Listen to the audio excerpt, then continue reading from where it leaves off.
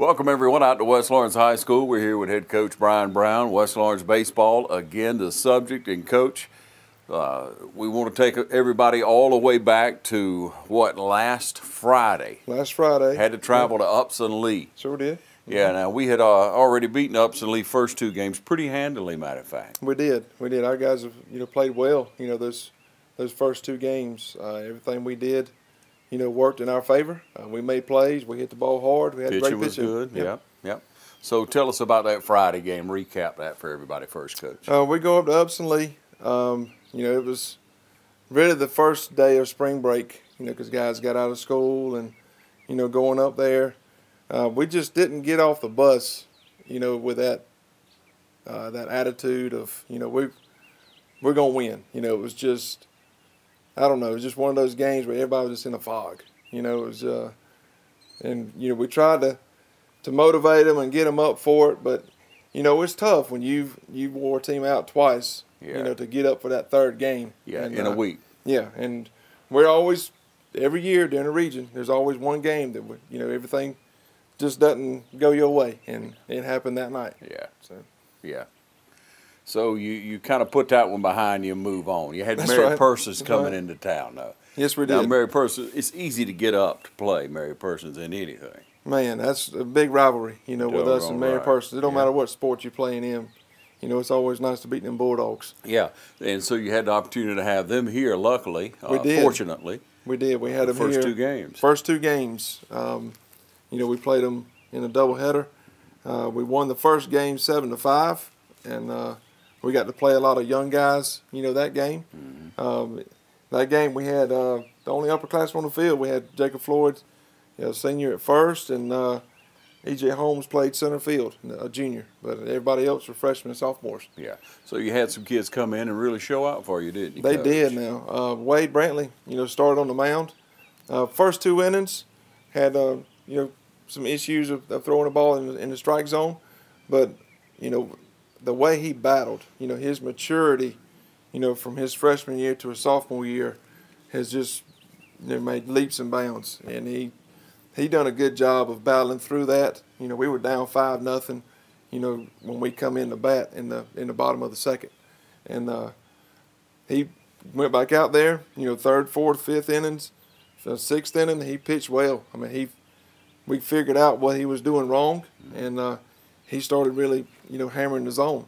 They scored 5 runs, only had 1 hit, and it wasn't that we were making errors. I mean, it was just one of those things that they put the ball in play at the right spot, and guys were scoring, and a couple of wild pitches, guys moved up and scored, but just the adversity, that they faced, and they were able to persevere through it. Having that many young guys on the field, could have been very easy for them to, duck their heads and start feeling sorry for themselves. But I go back to the leadership of our team, with our seniors and the ones that weren't playing that game. Man, I couldn't ask for more positive out of them, over here in the dugout. I mean, they were just like, guys, just keep fighting. It's the bottom of the second. It's a long game. We got Wade figured out what he was doing wrong. Mm-hmm. We're going to hold him right there. Didn't think we really were. That was a game plan. But that was a game plan, and we was like, look, guys, we ain't got to get all 5 back in 1 inning. We're working for 1 run. I know we're down 5, but let's try to get 1 here, see what happens. Just chip away at it. Yep. And we knew going in, Mary Persons, they're a good ball club. But, any high school team, you put the ball in play on the ground, there's 3 things they got to do. They got to field it, they got to throw it, and they got to catch it. Yeah. And we figured out once we started putting some balls in play, they started making some key errors, and one thing led to another. Next thing we know, I can't remember what inning it was. We ended up tying the ball game up. Let's see, that was in the fourth inning, because we scored 2 in the third. We scored 3 in the fourth, and that tied it up. Yeah. And boy, it just electrified our team. I mean, it was just, we were back. It was good to give those young guys an opportunity to play, and it gave our older ones, some time to rest. Because it's been a long season so far. And be the encourager there to be an help encourager. those younger players. But to see them grow up right before your eyes, Coach, now that's the thing, man. To watch them persevere through being down, like you say, a younger kid, they may start to feel that way. Well, That's man, right. we down. Well, We down 5 runs. Man, that's a lot, and it is a lot. It was. Oh, all right. Wade pitched 6 innings, and we got the lead for him before, we went out there in the 7th, and Jacob Floyd come in and got the save. Yeah. And it was a great ball game. Mm-hmm. And I got to give a shout out to these guys that played well in that game. Sam Reiner was 1 for 2 with an RBI. Parker Woods was 1 for 3. Bradley Wilson was 1 for 3. Jalen Baker was 2 for 3 with 2 RBIs and a double. Bradley had a double. Carson Estep, 2 for 3, 2 doubles, 2 RBIs. Great. And Paul Kellum, Paul's been really struggling a little bit at the plate, but I tell you, his work ethic, and he don't get down on himself, and he's just been working and working and working, and it's starting to pay off for him. I mean, he was 1 for 2 that game. It's good to see Paul, back swinging the bat the way he is. Yeah. He's solid in the field, and you want to see that bat come along because obviously you want a well-rounded player, and it's good for this psyche. Kid wants to hit the ball. That's the fun part of baseball. They do. They want to hit it hard every time they go up there. Yeah. Well, Coach, and then you took a little time out there, and you had your second game. And That's it's good to play them both. It's good to get those out of the way, I believe, Coach. Go ahead and take care of Mary Persons. Have them right down here on our field and take care of business. So let's talk about what happened that second game. Well, at the end of the first game, we met with our team out there in left field, and, man, we were just so excited for the way those young guys had played, and I told those other ones, I said, the older guys, I said, all right, you had your game rest. I said, when you get back in there this game, I said, guys, you better produce. I said, them young guys are getting the job done. I said, it's time for y'all to step it up. I said, we don't want another Upson Lee game from Friday. Boy, it fueled that fire. I bet. We had Nolan on the mound, game 2. Nolan throws 5 innings. Of course, gives up 1 run, unearned, and 4 strikeouts, and amazing no walks. I can't say enough about the way Nolan's pitched. I mean, this is his 3rd year. He's given up 2 earned runs in 13 region games. He's given up 2 earned runs in 13 region games. That's pretty impressive. That's very impressive. He was impressive. 5-0 his sophomore year, 5-0 last year, in the region, and now he's 3-0. So, we ended up beating them 12-1. I mean, did our guys respond or what? Yeah, came alive, didn't they? It was amazing the way they come out and just really swung the bats that game. Who you going to point out on that now? All right, game 2. E.J. Holmes was 1 for 4 with 2 RBIs. Bo Mullis was 1 for 2 with a double and an RBI. Guy Anderberg was 3 for 4 with a double and 3 RBIs. Nolan 2 for 4 with an RBI. Sam Reiner 1 for 3 with an RBI. Brandon Bruton was 1 for 2 with an RBI. And then Paul Kellum, here he is again. He was 1 for 1 with 2 RBIs and 2 walks. But it's just when we got a hitting like this going on up and down the lineup, I mean, it's easy for me as a coach to make it out. As far as, guys are just getting the job done. I mean, we when the situation arises for them to, we get guys on first and second, nobody out. The guys going to the plate, they're looking for me to give the sack bunt. If I wipe it off and give them a swing away, it's like, what? I get to swing right here? But that's just their team attitude. I mean, they're so hungry to win, to do what it takes for this team to win. And they understand. They understand what we do. Yeah. And again, we talk about it from time to time. We kids aren't looking for their own stats. When they're not looking for props for themselves, but they're looking for the team. They're looking for what's going to help us to win. That's right. That's the way you win. That's a solid program, Coach. Yes, sir. And again, credit to you and the hard work of these young men and the senior class. You got Guy, who's really performing so well. You mentioned that earlier. Of course, Nolan's doing a solid job. Brandon's coming right along. Jacob Floyd. I mean, Bo's doing such a terrific job. That's right. Did I miss anybody? That's all 5 of them. Yeah. You got them all. Yeah. So, you know, that's what you look for. But then you look at your youngest players on the field, the ones that could come out here and they got such a good glove. Mm-hmm. And you got to put them on the field. They're so solid. And then they start coming around hitting the ball because you have such a team atmosphere. You have such an encouraging atmosphere. That's right. You don't get down on people, and that's the secret to any success, isn't it, Coach? Well, I've said it before. As coaches, we don't have to get down on them. They love this game and want to succeed so much. I mean, we feel like sometimes we're psychologists or psychiatrists over here. You know, we're mentally just trying to keep them to get thinking positive. You know, Fido, forget it and drive on. I mean, don't worry about what just happened. Learn from it, but let it go. Let it go. What's important is your next at bat. Yeah. What's important is the next time that ball's hit you in the field. That's what's important. You know, is learn from your mistakes.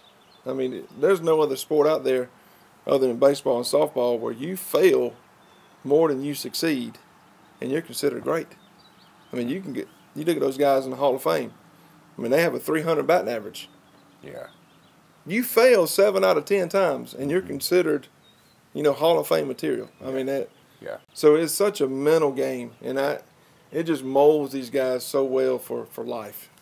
It's just where you're gonna face troubles, in life. Whether it's your future job or, in your marriage or relationships or whatever, things are not gonna go your way. How are you gonna respond to that? Yeah. And that's what I love about this game is, you're constantly, having something bad happen. How do you respond? Yeah. You're gonna tuck your tail and feel sorry for yourself and make excuses. Yep. And then what do you do with success, Coach? What do you do when things are going your way? How do you respond to success? That's important in life too. Enjoy it. How you handle that. Enjoy it. Don't dwell on it. Yeah, because here comes your next game, and you had to go Wednesday. You had to travel up to Mary Purses, and they always turn out, man. They got the fans. They do, man. You talking about a playoff atmosphere? I mean, every time we go to Mary Purses, yeah, it's a rivalry, and we know that going in. And I talked to our guys about it. I said, look, keep your mouth shut. Whatever their guys say or whatever happens or this and that. I said that's all part of a game plan is to get in your head where you don't focus on what's important. And I'm proud of our guys, for responding the way they did. Yeah.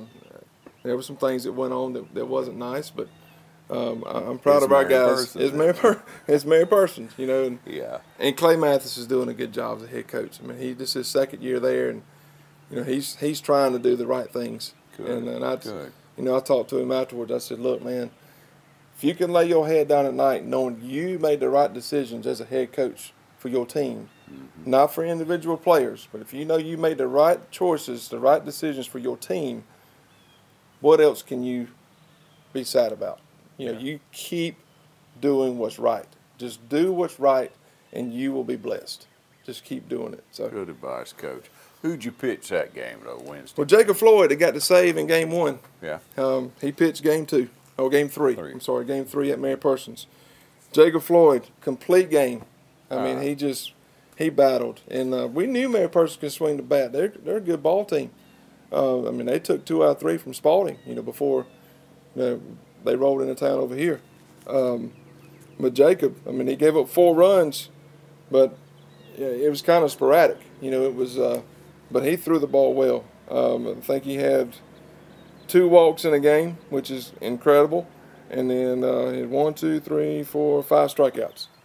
So, but once again, not only did he pitch well, man, we played some great defense, in the field. Paul Kellum had another outstanding game at third. He's been solid. Guy Anderberg made some plays at short. Some of us still like, wow. I mean, it was just, it was good baseball. And give some shout outs to those that swung the bat well that game. Let's see, Bo Mullis was 1 for 4. Guy Anderberg was 1 for 5 with a RBI. Nolan Daniel, he was 1 for 5, but he had 3 RBIs. He had a 2 RBI single there in the 4th, but then he come up again in the 5th and there was a guy on third, and he hits a ground ball up the middle. Yeah, he got out, but he did his job. I mean, it was a tough, 2-2 count. Guy throws him a slider on the outer half, and he just puts the ball in play. Yeah. And the guy scores, so he gets an RBI for it. Jacob Floyd's 1 for 4. Sam Reiner, 2 for 3. Scored twice. Let's see. Jalen Baker, once again, was 1 for 4. And there's Paul Kellum again. Told you he didn't get it. I'm joking, I caught fire now. Yeah. He was 2 for 4 with 2 RBIs hitting in the 9 hole. I mean, that's just, once again, up and down the order. We're battling, putting the ball in play. You don't have much problem doing your batting lineup, do you? My only concern is don't mess it up. That's my only concern. That's good, Coach. That's a good problem to have. That's right. Right. And that's as a team, we only struck out twice in that ball game. And that just shows you guys putting the ball in play and making them. And I know there was some times where guys were 1 for 4, 1 for 5, but that don't take into account. I mean, how many times we hit the ball hard? I mean, guy lines out to the left fielder. I mean, he squares it up. And it's guy didn't have to move right at him. Yeah. Nolan twice. He lined out to the left fielder one time, lined out to the right fielder the next time. I mean, just hit the ball on the nose. And that's one thing you have to tell these guys. With baseball, and it don't matter what age. You're concerned about your performance at the plate, not the result. And that's what a lot of these guys look at. I got out. No.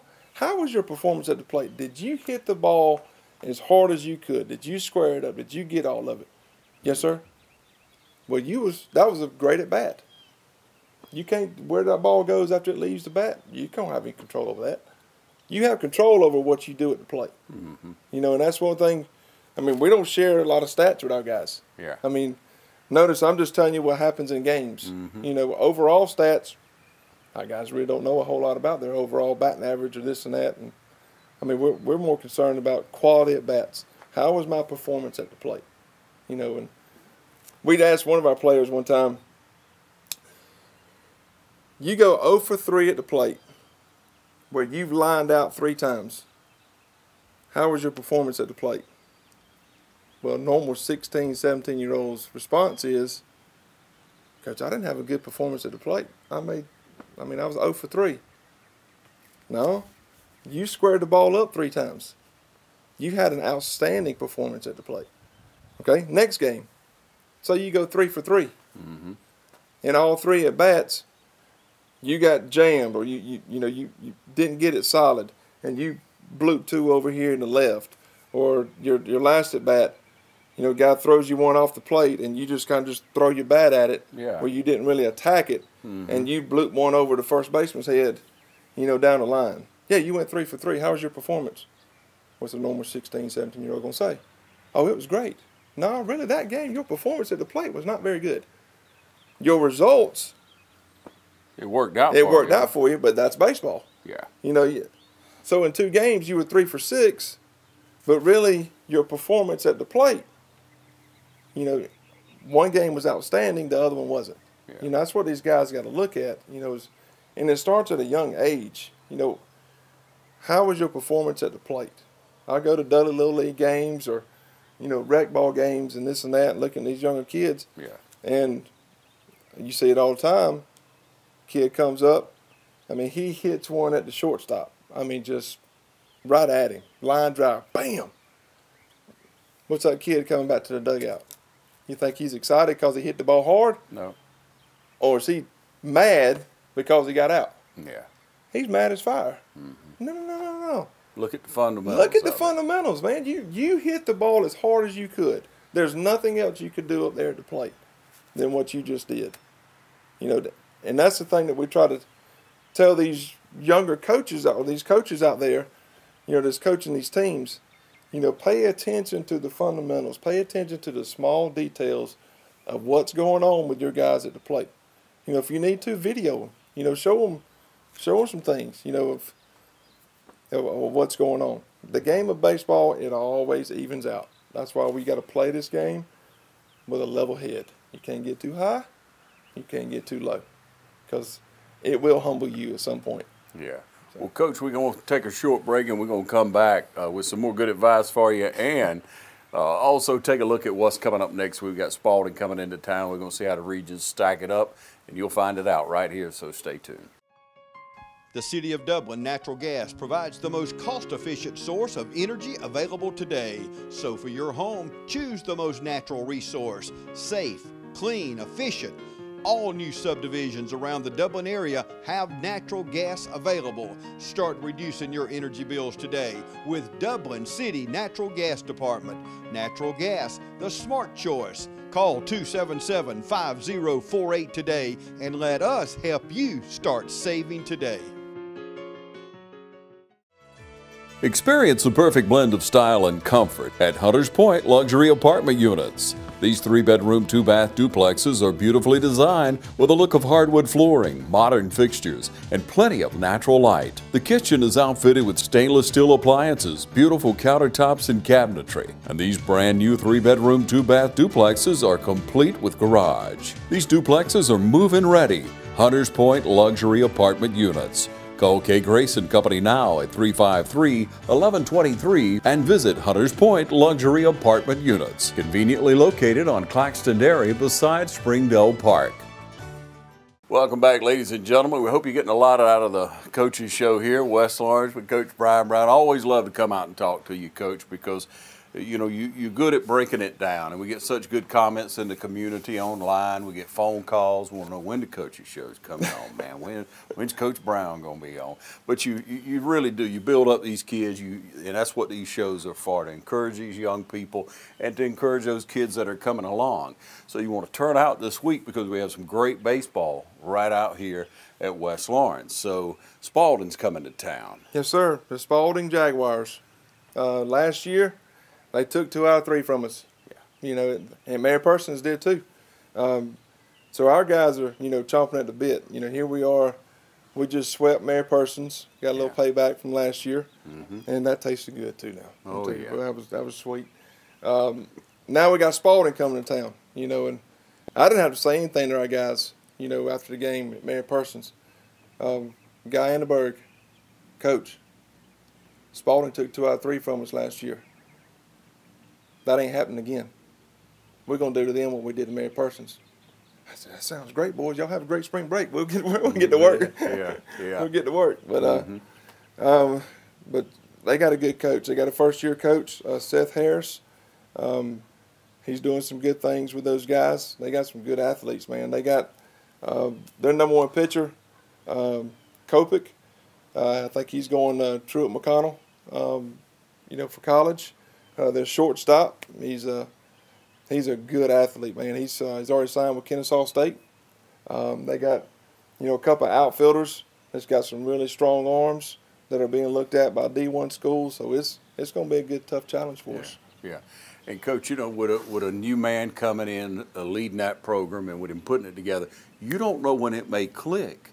That's right. That's the one thing, you know, you could look at whatever their record is right now, and what is their record in the region, Coach? In the region right now, they're 4-4. Yeah, and so they're just right in there, you know, 4-4. I mean, they start chipping away, win a couple of games, and all of a sudden they look good. Exactly. And that can happen with a program like that because they've won before. They won last year. They did well. And the thing about it is, Coach, we want to have the victories. Of course we do, but it's rough when you start having to put a pencil to it at the end of the year to see who wins the region. That's right. You don't want there to be a doubt. And I told our players, you know, you have Spalding sitting here 4-4. Yeah, Mary Persons took 2 out of 3 from them. Yeah. But Spalding could very easily be 8-0 right now. I mean, there are 4 losses in the region.